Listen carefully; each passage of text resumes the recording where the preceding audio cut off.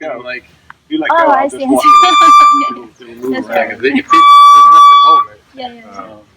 So he's essentially, Trying you know, to the move wind. the If the wind is going to be that constant direction, would be stable. So I guess a better demonstration would be you stay still, Okay.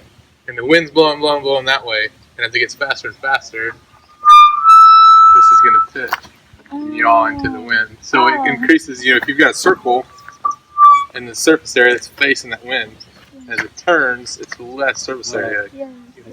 Because the energy of your rotor is based on the diameter and the area of it. So normally it'll just follow the wind, whatever direction the wind is. Yeah, it'll totally spin around.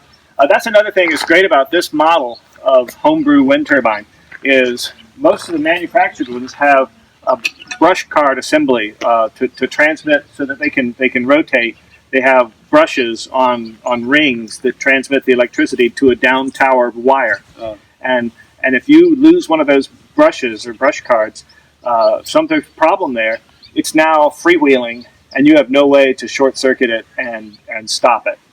So you have to lower a tower with a spinning wind turbine on it to try to get control of it again. This has no such assembly. It has a wire that just goes down the tower, and you have to just look at it every few months and make sure the wire is not twisting up. Now ours, it tends to pretty much even out. It goes this way for a while, and then it goes that way for a while. And so it doesn't really become a problem.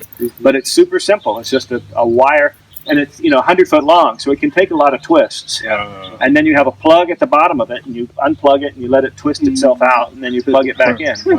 And so it's very simple, very, very reliable.